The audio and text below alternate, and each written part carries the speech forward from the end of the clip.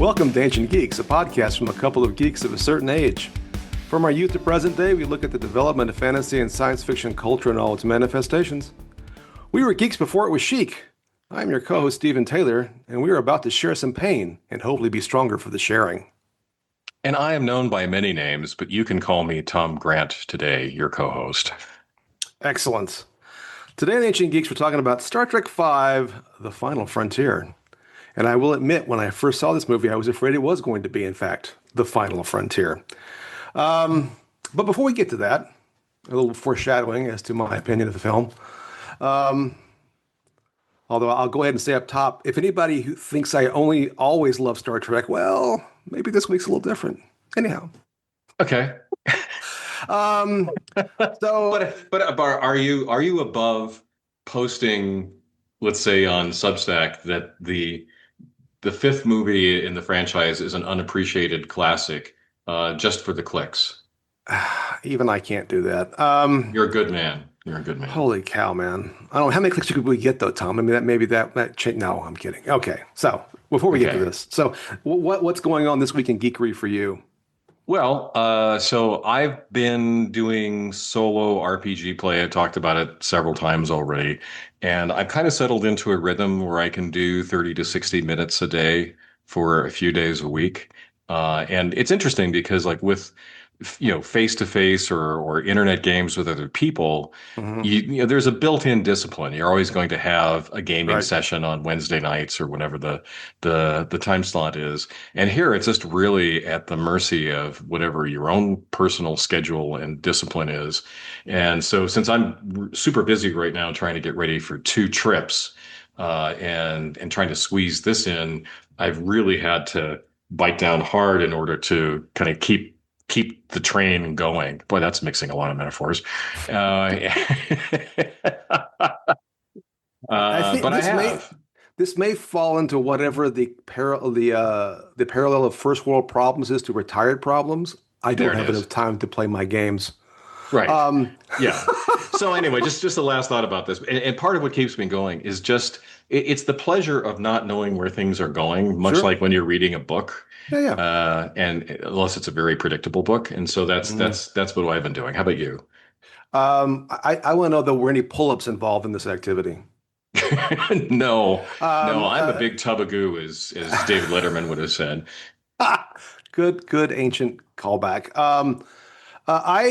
After doing our Warlock episode, decided to try to understand a little bit more about more contemporary Warlock, although I guess one of the things I read was still not that contemporary. There was a 2004 miniseries that I read, Warlock, which was visually interesting, but I'm not sure quite what the point was. And then I read the Warlock Rebirth miniseries from 23, although I think that's supposed to be set in the past. So I don't know if I really know any more about Warlock now than I did when I started all this. Okay, but anyway, was this all Starland? No, none of it's Starland. So none of it's Starland. Okay. 2004 was an entirely different creative team, and I unfortunately did not make notes as to who it was. And like I said, the art was interesting. It was a little bit about the Enclave trying to create a new Warlock. Mm-hmm. So it was not bad, but I'm again, it's one of those things that ends. And I'm like, well, I'm not sure where we are with this, and I don't think anything happened afterwards that I could figure out. I mean, the Warlock Rebirth is Ron Mars and Ron Lim. So it is at least harkening back to some of the 90s 90s Warlock in terms of the artwork and some of the writing, I think, if memory serves. And it connects with the Silver Surfer miniseries, a couple miniseries too that I may look at. But I don't know. Again, it kind of left me like I'm not quite sure what the point was, except for the birth of Eve Warlock and the return of the High Evolutionary. But beyond that, I don't know. It was okay. It was fine, but I don't know that I still have a good sense of where Warlock is post Starland. Okay. At any rate, so moving right along. So let's talk about the movie and ask one of our trademark standard, very exciting questions, which is if we could afford a theme music for this, what would it be? So I went immediately to Joan Osborne. One of Us. What if God was one of us? That would be my choice. That's inspired. I went real plain vanilla. I like one of the few things I do like about this movie is that Jerry Goldsmith came back and did the soundtrack. Yeah. And I do like the opening theme from this film. So I picked that, but it's not very exciting. Nonetheless, okay, so here we are. We're talking about this movie, and I'm trying to remember when it came out, 89. I should have looked. But where did you first encounter this film? In the theaters, I don't remember which one. I mean, in all likelihood, it was probably the big theater, the big screen theater in Newport Beach. How about you? Yeah, 89 is the right year. I This is another like Star Trek, The Voyage Home. One of these things I drug my fiance at the time. I think we may have been engaged at this point, or close there too, at least, to this film. And I do remember she correctly, even though she was only a nascent consumer of Star Trek, had some critiques of this film and the way the characters behaved. So Hmm. kudos Okay. to my You knew ex-girlfriend. everything was going to be all right in That's this right. marriage.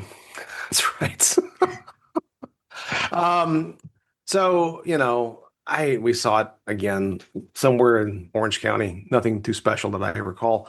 Yeah. Um, you know, I I remember being underwhelmed by the movie. I was underwhelmed. Like I said, and I'm not kidding. I was afraid that maybe this was going to kill Star Trek movies at this point. Yeah. I was it didn't, thankfully, but as we'll discuss in the next podcast. But Well, I will and say I this. want to emphasize though seeing it on the big screen, which I Yeah, think is important because I mean recently, we differed in opinions about Superman, and right, you convinced me that part of it was I didn't like the IMAX experience. right, And because since then I've been playing clips and enjoying quite a bit some of the scenes from the right. movie. But in this case, this movie just looked bad on It the big did. screen. It And did. and it was like you were sort of then like wrapped up in the badness, the Hmm. bad writing, the bad acting, the bad Bad special directing, the effects. bad special effects. Everything was bad and there was no escape.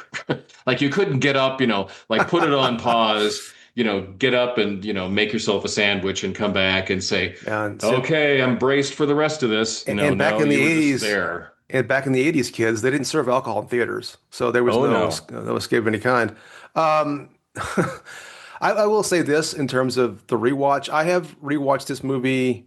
I don't remember when it was before, but I had the exact same experience this time as I had the last time I decided to rewatch this film, which was I started watching it wanting to like it, and then just like being so disappointed, even kind of knowing what was coming. Right. Forgotten enough of certain. I'd not forgotten the movie really, but I just forgotten how bad some of it is. Hmm. And I guess also having recently watched the other Star Trek movies, it just in contrast, it's just not a well done movie. Period. It is not. And there was less Um, challenge for this movie than there were for the previous three movies. Uh, so here, here they had, kind of complete freedom to do whatever the heck yes, they that's right. wanted, That's right. right? There wasn't a three movie story arc that they were playing through, with some big questions about, well, how do we bring back Spock or, kind of what do we do about the crew of the Enterprise when they come home? It wasn't as much of a juggling act. It was just an extended episode that Yeah, it needed to was. be good, and it It wasn't. was not. Um, I I'm going to come back later and talk about general assessments of the film, but I'm going to say this part right now before we kind of go through some of the movie in excruciating detail, no doubt. But this movie felt like a rough draft. It felt like Oh a rough yeah, draft all the way around. The story felt like a rough draft. The acting felt like we were practicing, and the some of the effects felt like they were placeholders for better effects. yeah. Anyway, but let's talk about this movie for a few minutes, and then we can come back and have some thematic thoughts. So I Well, since mean, we're talking about experience, when you go right rewatched ahead. it this time, Yeah. did you rewatch it on your iPad, on the computer? Where did you see it? I Most of the time as I prepare for these podcasts, when I watch a movie, I go, although I didn't do this with some of the monster films of the 50s, but I have a nice room upstairs to watch a movie. It's dark. I've got Hmm. a big TV and I've got surround sound. And I watched at least substantial parts of this movie on that TV, although I did finish that on the computer screen just Right. for time purposes. And so yeah, I some of the stuff is just right there in your face and it's not great. Yeah, because I deliberately did not watch it on the big screen because when I Mm, had like a few years ago, I had one of these moments that, I wanted to recall exactly how bad this movie was. Right. And so I put it on the big screen. And Hmm. it was again like going back to the multiplex, Hmm. back in the 80s. It just was like, oh my God, I'm seeing every pore, every errant facial hair of its awfulness, and so this time around, I watched it on my iPad, Hmm. deliberately, not just because it was Hmm. convenient, I could sit on the Right. couch or sit in bed and do it, but Right. but just also I didn't want to see it that big again. Mm, that's fair. That's fair. So, I mean, okay. So, not I'm not going to give a full plot summary, but the bottom line is this movie is about uh well, it starts let's just start with do it this way. So, we start with this cold open to the movie Mm. with this horse in the desert that may or may not have had a name, I don't know, but and and what I think about, and I have never seen Lawrence of Arabia, but this scene always evokes Lawrence of Arabia to me, which feels like a tone setter for Shatner as a director, which is I'm going to do a bunch of tropey, unoriginal shots. That's what this feels like to me. The I'm galloping going to in be a this director. pretty much. Right. And, so in fact, the whole presence of horses in this movie feel like Shatner because Shatner liked horses. That it doesn't really work in my opinion. But okay, this opening scene's okay. It's okay. And certainly, if you were a Star Trek fan and you saw a laughing Vulcan, you would think, well, Right. something's wrong here. Yeah. So that was fine. And Lawrence Luckenbill was pretty good in this role as far as it goes. Yeah, he's an engaging actor. I put him down as one of the better things in the Yeah. movie. And He his just ability. has a very natural delivery to what he has to say, and anyway, Yeah, I he, agree. he was fine. So I mean, he wasn't great, but he did better with what he was working with than some of the actors, I guess. Yeah, A bit of trivia is the alien there at the beginning, the bald guy, John, he was Morgan Earp in the TOS season 3 episode Spectre of the Gun, which I guess also may be a foreshadowing how bad this movie's going to be. That because that was a terrible if you're episode. gonna pluck an actor from TOS for a reprise, that's not the one to do it for. Right. So we get all this stuff, and I'm gonna partially just talk about some story elements that go beyond the cold open because we get this whole thing about Nimbus 3, which is supposedly in the neutral zone. It's the planet of galactic peace, and it's supposed to be some kind of weird, Klingon Romulan Federation, like I don't know which mini UN kind of thing, but it doesn't make any sense. It's very Right. It's a lame. sort of a dive bar Yeah, it's a is dive really bar with these three Why would I just don't it, well, it's also the neutral zone. Not the neutral zone with the Klingons, not the neutral zone with the Romulans, but the neutral zone. Yeah, that raises an overall question of even though there are people involved in this who should know what they're talking about, including Harv Bennett. So I'm disappointed Yeah. in Harv for this movie. But well, Harv wouldn't necessarily know the Trek lore, but nobody figured out the Great Barrier is in the wrong place. Not to be a Yes. pedant, but it's supposed to be on the other outside the galaxy, not in the middle of Outside. it. Yes. Did you And not see then the first episode of this yeah, series? and it came up again in at least one other episode. Yes. So and then yeah, the neutral zone, which is we don't remember which. It's just dumb.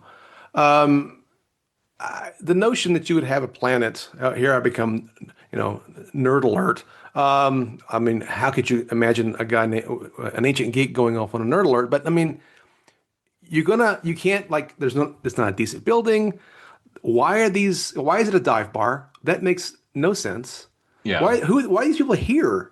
There's no ships, there's no nothing, there's no like I don't know. It's like a weird Western pastiche for no reason whatsoever, except to Right. make it all I don't know what it's supposed to be. Somebody It had really like a mental image of David Warner playing a seedy British diplomat yeah. and jammed it into this movie. I don't God, know. talk about wasting David Warner's talent. Oh, I know. And by the way, smoking. Oh yeah, This there's is a smoking. theme with us lately. It I wasn't in know. space, but there was I, smoking. yeah, there's smoking. God.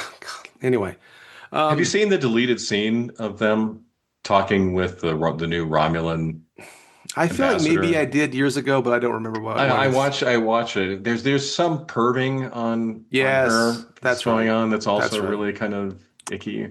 Not kind of, definitely icky. And then there's this ongoing thing that drove me especially crazy in this viewing, but it's driven me crazy in the past, but it just seems to have ramped up in my brain, which is the way Cybok says starship like it's a talisman of some kind. Yes, a starship.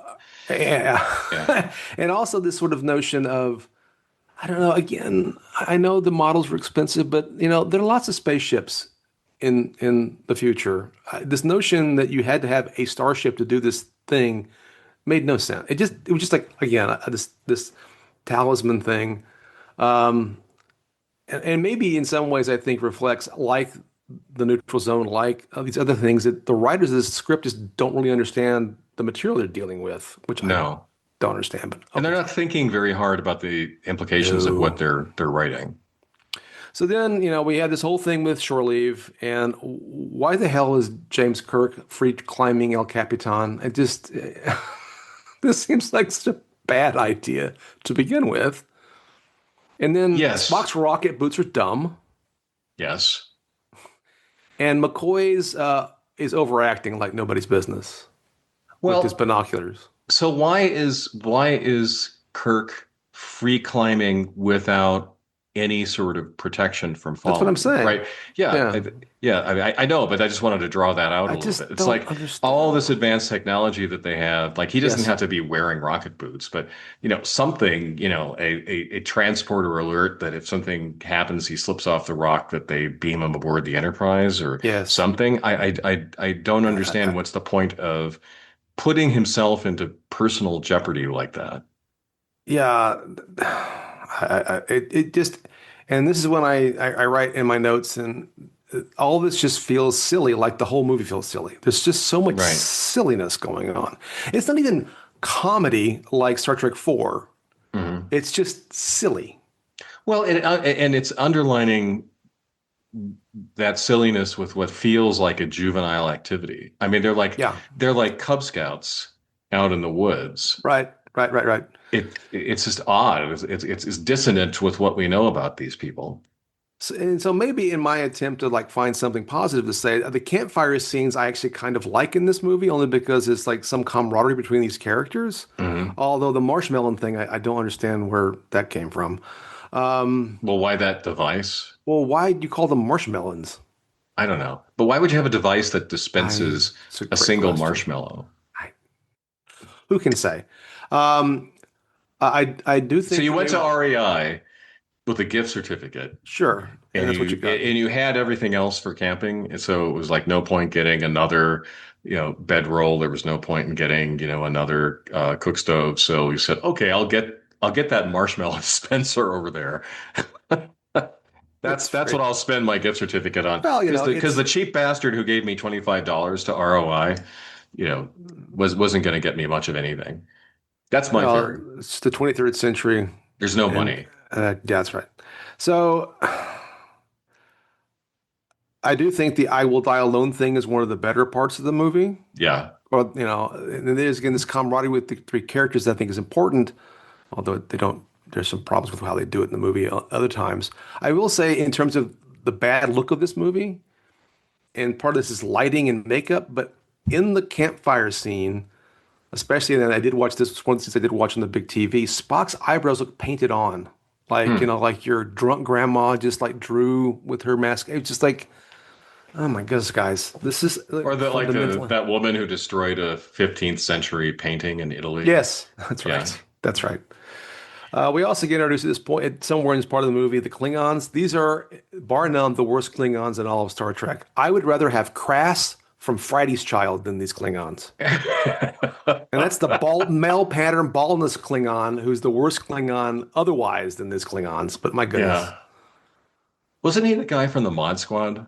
I think he was actually. Yeah. Now that you mention it, I think I remember like seeing it in reruns. Like every time that episode would come up, it's like hmm I can't get out of my head that this is the supervisor of the Mod Squad. Anyway, that's a random aside. Yeah, well, so like the clown wig that the lead Klingon had, and yes. As I recall, they were maybe both of them were bodybuilders or rest. I should have looked this up. This has been a while since I read, but they're not actors, I don't think. And yeah, they got them because they look buff, both of right. them. I think the woman's name is Spice Williams. Yes, that's Yeah, correct. That's yeah. correct. Um, Because I was looking through the cast, and I also, by the way, another thing I was looking through the cast. The woman who plays the Romulan Yes. ambassador, I think was only in one other movie. Like she has almost Oh, no career in oh, she movies. was such a great actress. I'm I sorry. know. What a wasted potential that was. Oh my goodness. Yeah, yeah, yeah. Yeah, she's so significant. There's no photo of her on IMDb. Like Yeah. her, there's photos of the movie, but of her profile, there's no photo. I mean, she was okay, but No, she was anyway. fine. But yeah, Yeah. yeah, your point is well taken. Yeah, I mean, Captain Claw.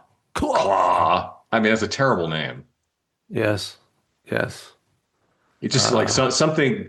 Okay, so you're like sitting there thinking about the name. It's like, okay, something that starts with a hard K sound and sounds badass. that's Claw. right. There we That's right. go.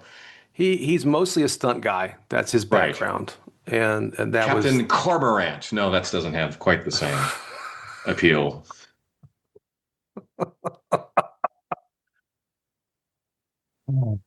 And this is and with the bird of prey, this is partially where these effects look terrible. Like him taking pot shots at some satellite. It's just dumb. It just made the Klingons dumb. And Klingons can be dumb in their own kind of way sometimes, but this was just Right. cartoonish. Yeah. Totally cartoonish. Right. Well, and the special effects for the gun of the bird of prey were so jerky. Yes. Yeah. As I recall, and again, this is something I meant to confirm. This is based on reading I did a while back. I guess ILM was not available, so they had to hire some cut rate FX house to Right. do this movie, and it really, really shows in a really, really bad way. But like if you're looking at the rushes and you see that, you would think, well, maybe we just don't have the gun move. We just have just it's immobile, but No, you I, see I, the I, little shot come out of it because I it just, was really jarring how bad that effect was. I mean, again, I don't. The director is not responsible for everything, but one does have to wonder how much of this is Bill Shatner going, "Oh, that looks great. Let's do that." I don't know. It just you'd think someone would have said something, but it just, or maybe it's the hubris of we were finally successful for the last three movies, or all four movies really monetarily were successful, so we can do whatever we want. I don't know. It's quite it's something. So Well, anyway, when Orson Welles finished the Magnificent Ambersons, the studio recut the film behind his back, and I think they even like did scenes. So the greatness of Shatner's talent can therefore, in this particular example, be compared to the greatness of Orson Welles. Perhaps all of this happened behind Shatner's back, and he didn't realize it. It was his Magnificent Ambersons. that works. Sure, Okay. we'll go with that. All right. And So I after made it all. through that without laughing, which I pat It's myself on the back for impressive. that. It's Okay. impressive. So we get to the point where now we're going to have we find out there's a kidnapping, or at least there seems to be a kidnapping, and then Shore Leave's interrupted, and they got to go rescue the three diplomats. At least that's what they think's going to happen. Again, lots of silliness, right? Chekhov in Sulu, quote unquote, lost in the park, silly.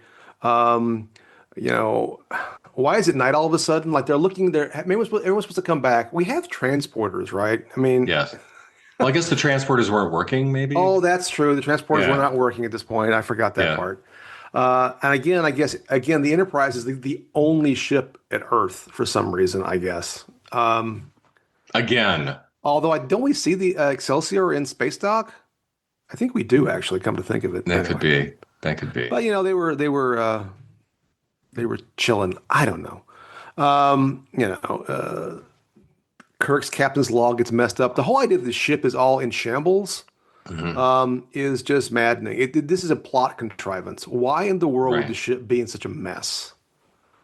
Um, and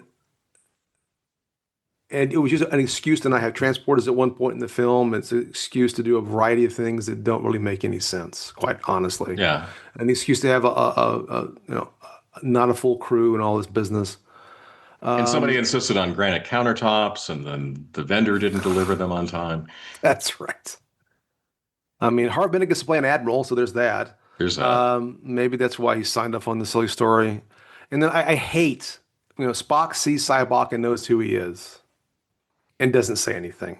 Yeah. That is painfully bad I as hate as it a when contrivance. movies, yeah, when clearly the only reason to withhold the information is for supposedly a dramatic scene later, which I also hate that scene passionately.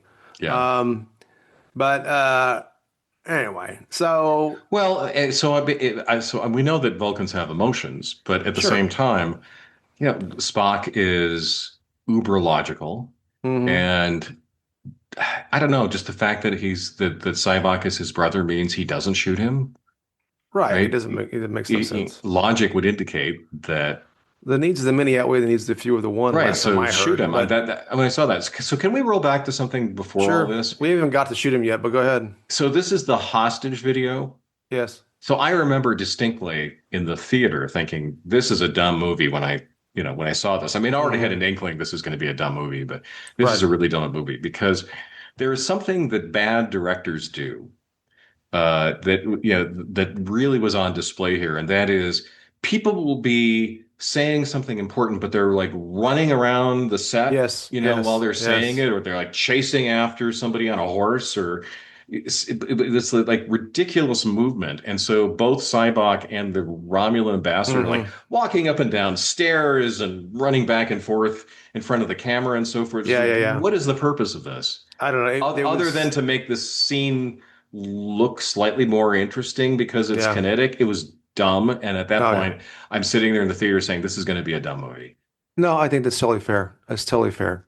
So, you know, we get more Starship like a talisman, but from Cybok. But so they go to rescue these people. They have to use the shuttlecraft because the transporters don't work. Again, this Mhm. just feels like a plot contrivance to have a Right. slightly different kind of because so much of the movie gets solved if you if you just have working transporters. Although again, there's lots of other things you probably could do. I seem to remember, for example, in a piece of the action where Scotty just used the phasers to stun the entire Yeah. people on the planet. So just, there are things that could be done here. But oh no, we're going to land a shuttlecraft, and then we're going to do, again, maybe one of the worst scenes in all of Star Trek. Uhura does a fan dance to distract the bad guys so they can steal their horses. More What the heck? perving. It was just ridiculous. Yeah. So stupid, unnecessary, and just Yeah. anyway.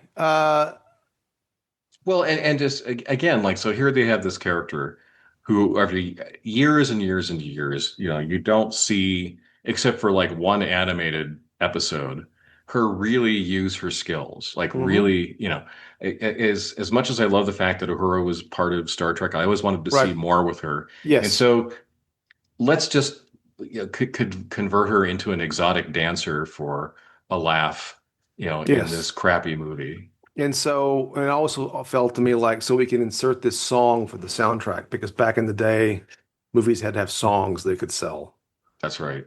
which she wasn't allowed to sing anyway. Is it Sade? I meant to look. Anyway, Uh, the moon's a window to heaven, don't you know?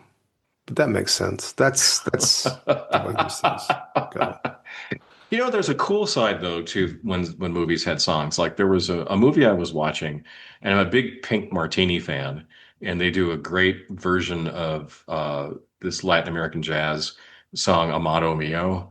Hmm. And I was like, oh, I didn't know Amado Mio came from this old movie. So there's that. And then Oh, you could have songs, but shoehorning one in like this is just and then stupid. and then there's like coming to this movie and saying, well, I hope this singer wasn't the one who did this awful song. I hope Um, that she had nothing to do with this.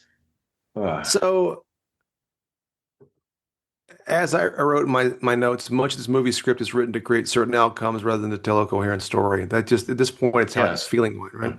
And then so they ends up that they don't want to be rescued, and they this sort of this weird counter capture. But again, I find it totally ridiculous that Kirk and crew acquiesce to this demand to go back to the ship. Well, why would they do this? Like, doesn't Starfleet have protocols to prevent this from You would happening? Like, think. if the captain is taken hostage, these are the things that you do so that you don't hand over a starship to randos. on some You know, planet. or if in fact one of the away team has been attacked by a strange alien creature, don't open the damn door to the ship. I'm just Right. saying. There you go. You're still on about that. I'm still on about that. Um, Rules exist for a reason, damn it. exactly. So, and then okay, so then this is where when I saw the movie the first time, and every time I've subsequently seen this movie, it just shows that the effects people were just not good at their jobs. The scale of the shuttle bay, this is maybe a stupid Yes. thing to get upset about, does not make sense to the size of the ship. Oh, I'm glad you brought this up because this constantly bothers me in movies, the scale of things. Yes. You know, like you say, there are 438 people on the starship. It's like, well, that's too small for a starship for that many people.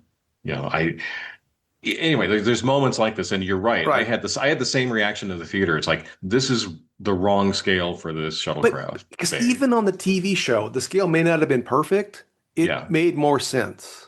right. Right. And the various times we saw a shuttle launch from the ship. I mean, the shuttle bay was only maybe two or three shuttles wide on the Yeah, screen. That would make the ship tiny by I know. comparison. Right. And it just Well, looked what you would awful. do as a fan, you would look at your model kit of the Starship Enterprise at whatever scale you had it, That's right. and then you'd imagine, you know, a minivan sized shuttlecraft going into that, and then imagine the shots of the shuttlecraft door opening in the original series and it flying in, and you'd say, okay, you know, here it was, oh my God, this is No, it was just completely. all, and it just didn't look good either. It didn't even look good. And I know that that's makes what I just said made me sound incredibly geeky, but it's again the It's a fair plausibility of cop. what you're watching in a science fiction show. It's not, you know, well, in this episode, you know, the buttons that he pushed in in his quarters were over here, and then it's on the other side in this episode. You know, it's not something like that. It's It's very important where the buttons are, Tom. I know, I know, button, who's got the button, but you know, it's here. It's like if something just doesn't look right to you, Hmm. you're again Yeah. kind of knocked out of the movie. Yes. My And favorite then phrase when I don't like something is "it takes me out of the movie." near the same set of scenes, when the Klingons fire, it almost looks like when the Enterprise warps out at the last second, Yeah, like a cardboard cutout that they slid across the screen. It just looked awful. right. And they're firing something that's presumably traveling, if not at the speed of light, because we don't know what disruptors really are. You know, at least close to the speed of light. I just Anyway, you don't like dodge out of the way of it. That's ridiculous. Okay, so this takes us to again the taking over of the ship, and Spock gets the gun and doesn't shoot Sybok. And Mhm. it just Spock looks from between the not telling him that I know who this guy is to this is just Mhm. maddening. Uh, Right. it's probably possible to shoot him in the shoulder and not kill him. I don't know what kind of gun that was, but regardless, you can't let the ship be taken over by this lunatic, brother, half brother or not. I Right. didn't mind so much that Kirk didn't know he had a half brother. I just feel like it should have been disclosed when they saw him on screen. I mean, Spock's the same guy that in Journey to Babel, like didn't tell Kirk that Sarek was his dad until he was on ship. So I that part doesn't bother me, except when it's happening that that Kirk didn't know about Cybok before would not have bothered me. That Spock doesn't disclose who he is once he sees him is ridiculous. And Well, then the Vulcans are easily embarrassed, clearly. I mean, clearly, it happened, you know, with Amok Time, you know, that yeah, oh, that's right. we forgot to mention when we put this yeah, this half Vulcan into the science officer That's right. position and first officer of the ship that he goes berserk every once in a while out of incredible levels of horniness. There you go. I'm willing to say they're very private. That's fine, but good Lord. Um, and and here's okay. So another, as I just continue to wail on this movie, this whole we haven't talked about it yet, but the whole sharing of the pain thing that Cybok does. So in your estimation, from the first time you watch it to whatever time you watched it since, is he actually like helping them face something in some kind of woo-woo way? Is he using some kind of psychic power against them? And the movie itself is inconsistent on this. I'm going to argue, but Yeah. what's he actually doing? Well, that's in an your excellent opinion? question, and certainly one that I was asking when I was watching it the first time and every time since. I understood it to be some sort of psychic ability, some variant on Vulcan telepathy. Right. That's the best I could get. Plus pop psychology.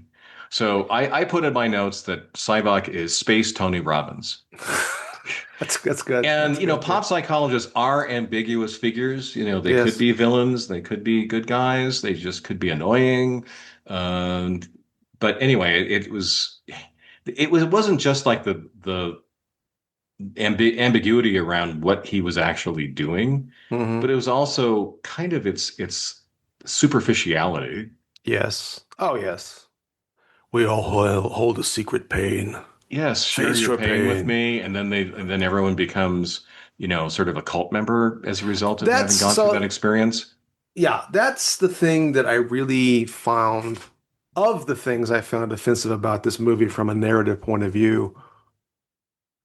I mean, it's science fiction. You can make up whatever you like. And there's certainly been cases of characters being taken over.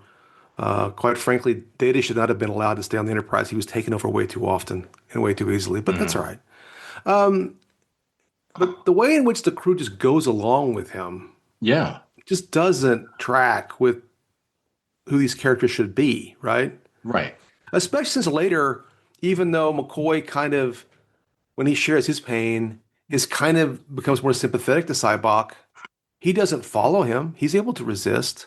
This is one of those inconsistencies because it doesn't seem clear that these people truly are taken over because McCoy should have been taken over, or is he right, somehow stronger willed than Uhura and Chekhov and whatnot? And then later at the end of the movie, this also drove me nuts. Somehow all's forgiven, and there's right, nothing changes. It's almost kind of like they all kind of. It's not even that they snap out of it. They just sort of. right, It's like it dissipates and it doesn't matter anymore. I'm like, right. So either Vulcans have some sort of terrifying mind control ability that yes, they have never told anything about, or mm, talking about the existence of protocols that tell you what to do and not do, that the crew of Starfleet ships they're just completely unprepared yeah, for a little bit of pop psychology. yeah. I mean, I would have. That they, there's it's like they lost their moral core. Yes, that's right. Their That's right. self-absorption with their pain, and you'd think Yes, that that's the opposite of what it mean to be a Starfleet professional. exactly. No, I mean, the movie. If Cybok had had some kind of crazy powers that he developed illegally on Vulcan, which would have made Yeah, his exile make more sense, then okay, fine. And then, but there would have to have been a moment in which the spell was broken, and that doesn't happen. right, In fact, they're all way too sanguine about Cybok just because there's a planet on the other side of the barrier. It just doesn't make good sense. right. And they're all willing to, on no evidence whatsoever, just the word of this guy, to go Hmm. through the other Great Barrier, Yes. which is likely to kill them, Yes. to go find something. That's right. It was just annoyingly implausible. And also, which I don't think even occurred to me the first time I saw it. I should have, but I know there's a skeleton crew in the Enterprise, but there's still a crew. They show them. Right, Why didn't they flood the bridge with anethane gas and retake the ship? right, I mean, it's just the captain's in the brig, and no one seems to care. right. It just, oh well. My rating for Well, this movie is low, but I maybe too high now that I keep talking about it. right. By the way, the space toilet joke was dumb, also on the list of dumbness. Yes, yes, yes. As was, I know this shit like the back of my hand. Bam. Right, Scotty's an idiot. Great. right. Awesome. And then also, speaking of plot contrivances, when they escape and they're going up the elevator, the turbo lift shaft, how did Spock get those damn boots? Exactly. Anyway, and at this point, I realized there are, and I should have made a list, Starship Mine being, I think, one of them. There are a number of aliens have taken over my ship episodes that are Right. a hell of a lot better than this one. Oh, definitely. Because you're right. They just kind of like walk on to the bridge Yeah, and everyone shrugs. yeah. Like, oh, all right. And of course, more of the movie cheating. the script cheating. Again, I think the rocket boots is the script cheating. Mhm. The Klingons are the ones that happen to receive this distress call and are able to like fool them and then pinpoint them. And anyway, so then Another we have thing that makes you say, "What?" I know Because no other Starfleet vessel or space station or starbase got this message and there's said, just "Hold on, that wasn't a real ship you were talking to." there are two And whole that's ships in all of the universe at this point for some reason. right. And the Klingon woman can completely parrot a Yes, yeah, she's great at that. a Federation communications officer. So then we have the part where the triumvirate face their pain, or at least two out of three face their pain. What did you think about this scene? McCoy, Spock, and then Kirk saying he needs his pain. Uh, I actually thought it was one of the better parts of the movie. I would agree with that, actually. Yeah, I thought the terrible twist with McCoy about. Of course, we're spoiling this movie all over the place. Sorry, everybody. This is a Uh, self-spoiling movie, Tom. self-spoiling, self-spoiling stem bolts. Uh, that that his the actual so that somebody had come up with a cure for his father's condition Yes, after he had euthanized him. Uh, that was good. I thought Kirk's speech about "I need my pain" was good. yes. Um, Spock's thing was all too obvious. It's like yeah, everyone, this is how is this a secret? This is not a secret pain that yeah, he felt rejected by his father. right. Is that the best you can do? Yeah. Yeah, yeah. Anyway, it was okay, but it was again to go back to Space Tony Robbins, all very superficial Yes, very in a superficial. way. Not less so with McCoy.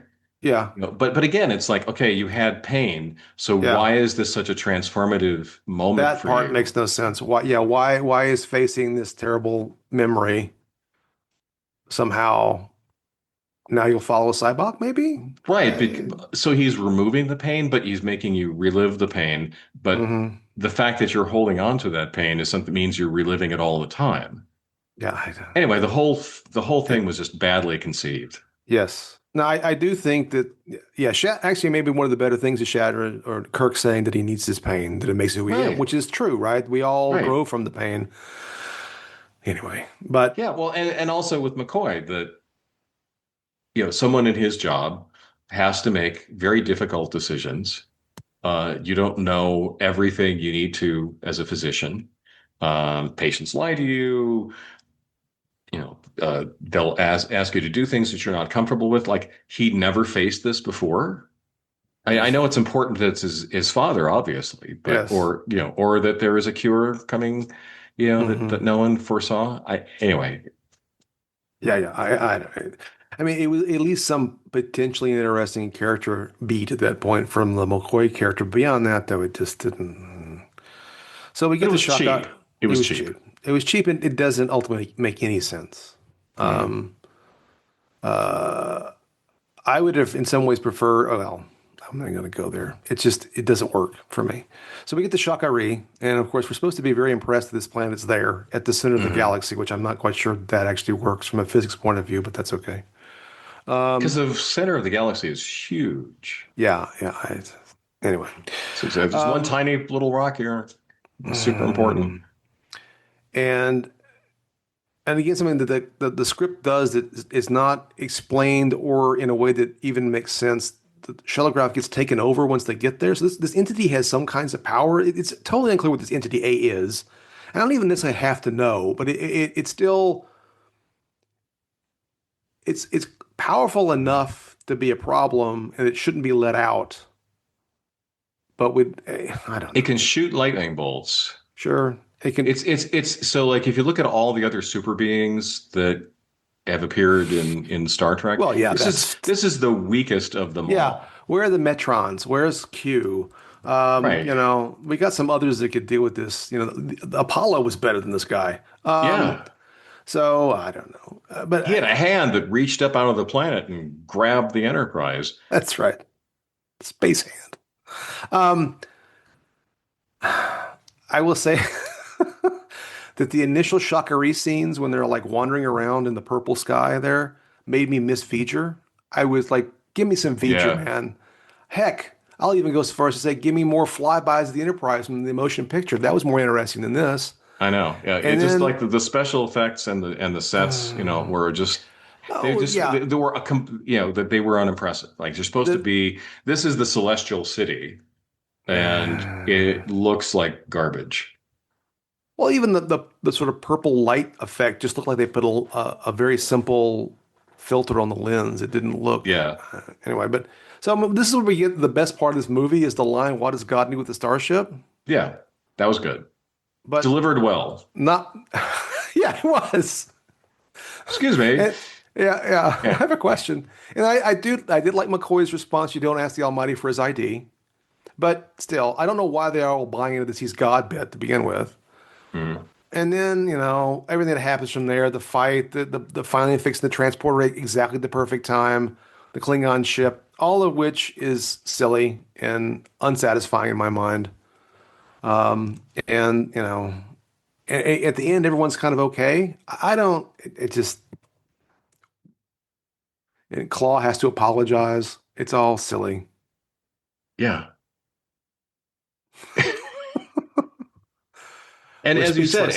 everybody is okay with Yeah, what just happened. Like it's all nobody has to fine. answer for No, putting them in jeopardy, possibly unleashing. Maybe it's the weakest super being, but a super being. right.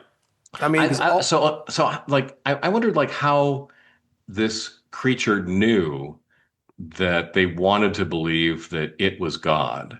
Like, was he sending like Cthulhu, like so mental messages out, my and my disturbing assumption people? that was my interpretation was that the one power he did have was somehow communicate beyond the Great Barrier, and Cybok had received those communications and then interpreted them to his own end. Yeah, By the way, there are times in this movie where I think Cybok seems crazy. Other times he just seems like Tony Robbins or whatever, or just a rebel. But toward the end, especially after when they get there, he's this whole idea that he's going to find God and he's going to do. I'm not sure what he thinks he's going to do. It just, how about this? I can accept the notion, and in fact, I think the idea of a Vulcan who rejects all of Surak's teachings and becomes this sort of emotional being is an interesting yeah. concept. And in fact, I feel like there's either a comic book or a novel where there's a character that does this as well, but I can't remember which one it is. It's a long time ago. Yeah. So I'm gonna drop the Tony Robbins comparison. It just hit me. Probably a better one would be Est, like the Werner Okay. Erhard Yeah, put yeah. people through these traumatic experiences. In his case, That's it was that's these good. weekend marathon sessions, That where makes people were sense. like broken down and rebuilt. I think that's probably closer to what this is, as I opposed to think being that the right. or Scientology.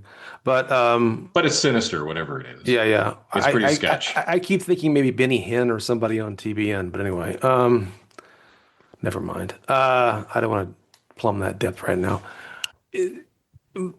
But I really, he's not, because at the end he's presented as not that big of a threat. Yeah. Somehow he's able to be quasi-revolutionary, but then he's a motivational whatever he is, and then he's kind of nuts, kind Right. of, and then he sacrifices himself, and then says everything's okay, and the diplomats don't face any consequences, the crew doesn't face any consequences, everything's fine, and the whole thing feels pretty pointless, really, at Hmm. the end of the day. Anyway, so not a very good movie. No. And it, So, it also was, I think this may have been the first Skybeam. Certainly the first Skybeam I remember in a movie. yeah, And yeah, that yeah. became such a tired trope Hmm. in fantastic film for decades to come. The Skybeam. Skybeam. Ugh. Yeah. So anyway, let's talk about some general assessments, and then I got a couple of questions. We've covered some of this already. I'm going to reiterate though. I think Shatner's lack of directorial experience really showed in this movie. Another scene that sort of showed it, which also was quite corny. There's the one where they're all like looking at Shakari. Everyone on the bridge is all like in awe, and the camera slowly pans in on the computer panel at the very back of the bridge that shows the Klingons have shown up. Right. And it just felt so trite. and so silly. Mm. And also sort of look here, something's happening, and they're too dumb to notice. I don't know. It just didn't work for me. The visual effects were just terrible. They really were a huge downgrade. They were not as good as the TV show. They were certainly not as good as the previous movies. No. And it dragged. This is a movie I really wanted to be over with, and it just anyway. I've mentioned Nimbus 3 made no sense. The whole project made no sense. The broken enterprise thing was annoying and a contrivance. Yeah. And It, Cybok just didn't work ultimately. yeah. And it was funny that people were momentarily excited that Cybok might appear on Strange New Worlds. Yeah, yeah. Yeah, so there was a hint that somebody you saw from behind was My Cybok. the Cybok, yeah. Boy, you really have to be a slavish fan to care about a Yeah, reappearance of okay. Cybok. Yeah. I was only intrigued by that. So here, yeah, I'm the Slavish fan, I guess. Aha! I was intrigued only in the sense that it was I thought maybe a possibility to redeem this character and make it more clear as to why he was in this insane asylum. I was curious what a Vulcan insane asylum kind of looked like, which is kind of ostensibly what he was, which T'Pring worked. Oh, okay, yeah. And I was kind of and I do think I honestly do think there's something about this character that could have been interesting. So, Well, but there's a lot in this movie that could have been better. I mean, the whole yes, the the whole whole central plot. Yeah. concept of Yes. finding God, Yes. or something pretending it's God, Hmm. I think could have been the basis of a really good movie potentially, right? I think it could have Yeah, been. not necessarily something that was like a religious track, but saying, you know, for example, like why are we feeling compelled to investigate this? Hmm. Like what is it? What's the lure here for us? In a civilization that, as far as we see, has spirituality but doesn't really have religion. So Right. how would that fit in? I mean, that could have been, and DS9 really did that well, Yes. bringing Yes. in the worship of the prophets. They're super beings who that are misunderstood as being divine, but maybe they are. It depends on your definition of divine. There's a lot of great stuff to play Yes. with this particular concept, but this movie just dropped it on the floor, stepped on it, kicked it into the garbage heap. It was badly executed. I agree. I mean, I would go so far as to say that it's almost two separate concepts, I think. One is a Vulcan that rejects Vulcanness is an Hmm. interesting possibility for a villain or an antagonist. Definitely. But there's no particular reason in universe, Hmm. nor within the narrative of the film, that being a rebellious Vulcan equals looking for God, which is, at least as presented in this movie, almost a human version of God. Right. Right? This is not even a Vulcan version of God, which have never there's never been any suggestion that there is a Vulcan version of God, right? You could argue maybe there was at some point in the past some kind of religious or extra metaphysical being, but that you'd have to make that entirely up for this movie, but they don't really explain it. Right. I mean, I know Shakari is supposed to be this mythical thing within that's at least sort of touched on, but that doesn't it just doesn't make any sense. Well, here's another And, movie idea. and, So what? and So why what did if we? go ahead. So what if we go back to the Organians Hmm. for a moment? They're super beings. They're able Hmm. to reach out and control things. What if they were so offended by what happened with the Federation and the Klingons warring that they just stepped back for a moment and said, we could really sort out the whole galaxy. Yeah. And you had super beings who weren't omnipotent, but started to present themselves as gods deliberately, Yes. and was doing that, as another prong of their campaign to order affairs in the galaxy in the way that they Hmm. saw fit. So aside from Right. their superpowers, which were, which I'm saying for sake of this movie wouldn't be infinite, they would also then be playing on people's credulousness. Right. Yeah. That could be good. Yes. No, there are all kinds of options. There's just Yeah. I don't know that there's a deep well of options. So, all right, Are we going I'll to get leave to that our there. ratings? Yeah, we're getting there. So I'm just going to make sure is there anything positive we missed? I don't think so. I think we mentioned it. It's funny. It's like the moments with the big three. They're Yeah. often the best parts of movies, including this one. And I don't know what whom to give credit for that. Hmm. Is it the actors? Is it the people writing the scripts realize they can't drop that particular ball? Is it the Hmm. producers? I don't know. I don't know whom to give credit, but it seems to be the one thing that always stands out as working regardless of how bad the I film agree. is. I agree. Um, yeah, it's the only part of this movie that really redeems itself at all, in my opinion. Yeah. Any other critiques we haven't mentioned? I know we've railed on this film, so No, I think it's a smoking hole in the ground like the ones that we see at the beginning of the movie. There we go, to bring it all full circle. there we go. So again, we go back to your rate this trick uh, scale Yes. here. A So 40 big big ideas. ideas. I gave it a 6 because I think there is potentially a good movie in the concepts of Hmm. a heretic Vulcan or something that presents itself as God, and what do you do about that? But not this movie. So what did you Yeah, give it? I think God and pain and some of this stuff. It's all so poorly explored. I gave it a 5. Okay. Fun factor. I'm downgrading my score from what I gave it earlier. What did you give it on a I scale gave of it 1 to 10? I gave it a 5. Um, and I knocked it down to a 4. that may be generous, a 5. I can go with a 4.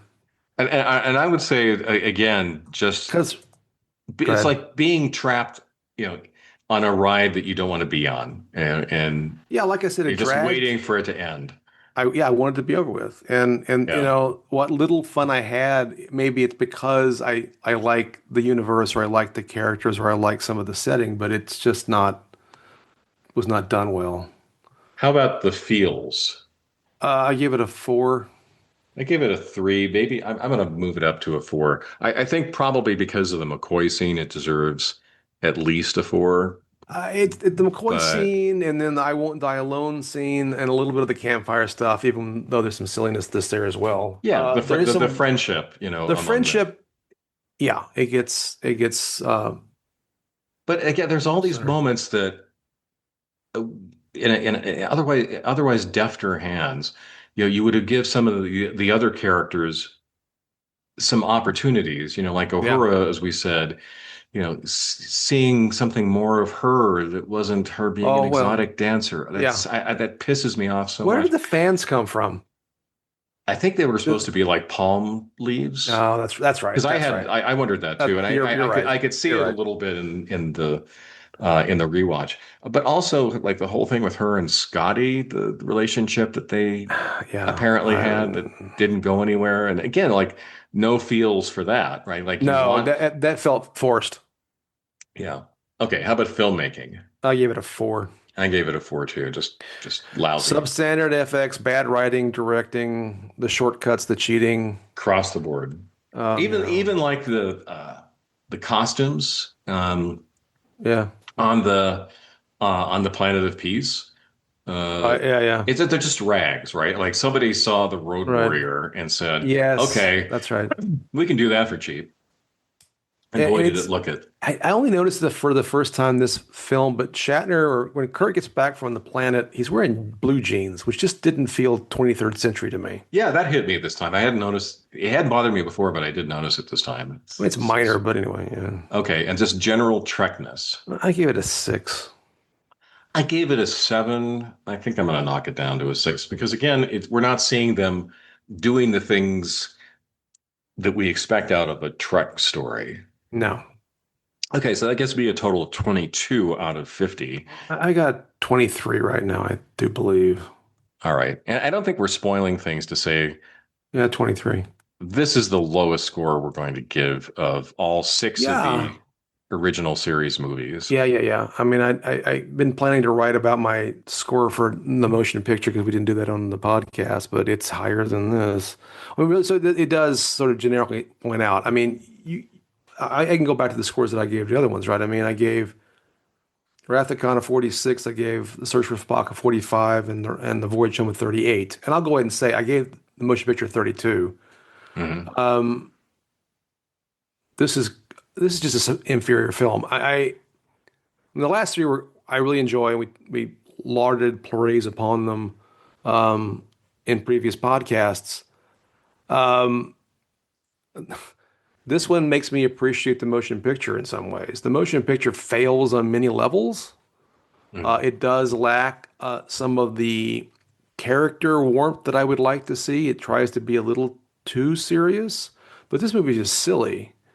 And that one at least has some elements of it's overdubbing. Again, the effects are much better. They're so much better. There's just too Yes. many of them. And it focuses too much on the effects. Yeah. And the effect, but it just anyway. So Yeah, yeah. because I'm not a special effect fetishist. Did anybody any chance? Like No. I don't go to movies for the spectacle of the special effects, Right. but when they're bad, Yeah. they That's right. really can help ruin a movie.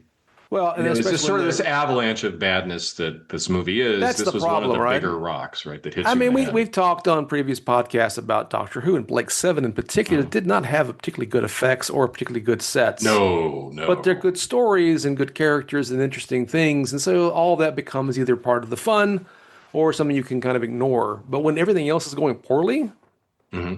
then that really it's troublesome at that point, right? Yeah. Anyway, I hate this restaurant. I hate the food I'm eating, and I hate this fork.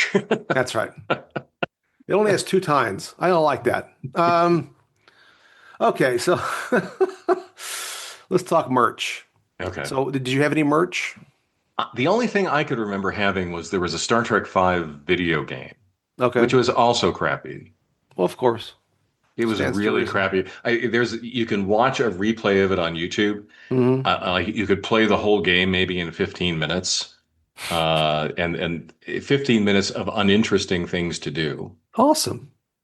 So I had the soundtrack on CD, which is an ongoing theme with these things. And Mhm. I found I was looking for something else. I have an official publicity still. It's a pretty nice black and white shot of the Mhm. crew. And I also, this is side merch. Sherry and I went to see Lawrence Luckinbill do his one-man show LBJ at the Paramount Theater in Austin, Texas back in the day. So it's Oh, okay. kind of merch. How was he It's as pretty good. LBJ? It was a good play. I Okay. enjoyed it. What would you want?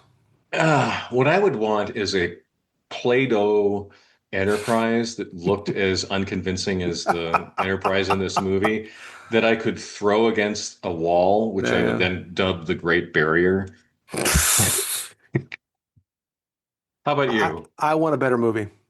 Yes, That's all I want. It's a better movie. that's I want my money back from the Yeah. theater. So for all of Yeah. for all of my capacity to apologize for and gloss over many of the sins of Star Trek, this one makes it really hard to do. Yeah. Well, I think the moral is really bad Star Trek is still bad, right? Mm, It's not like everything can be forgiven because it's Star Trek. You know, I'd yeah. rather have bad Star Trek than nothing. No, I don't want bad Star Trek. You know, and you know, you and I have differing opinions about some of the the modern Trek Right. shows, but you know, I could just live without that personally. Yeah, I'm yeah. just happy to not have it. Well, that's so. On that happy note, On that happy uh, note. we will return People behind. people are thinking that about us, right? Yeah, yeah. It's time to go back behind the Great Barrier, and I'd rather have bad ancient geeks than no ancient geeks at all. I'm sure that's what everyone's thinking. That's what At any everyone's rate, thinking. thank you all for joining us this week on Ancient Geeks, and we'll see you next week.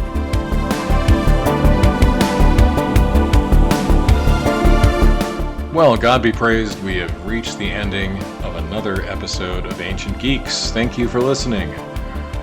You can find us on the podcast app or platform of your choice, where we would sure appreciate if you'd like or subscribe, and even more so if you'd leave us a review. Reviews help people find us, and boy, we could use the help. If you have some words for us, kind or otherwise, contact us directly at someancientgeeks@gmail.com. You can also find us on someancientgeek.substack.com for our Substack blog, and we also frequent Reddit, Facebook, Blue Sky, and other social media outlets. All content copyright 2025, Tom Grant and Stephen Taylor. Music by Reversed Image, whom you can find on Pixabay. See you next time.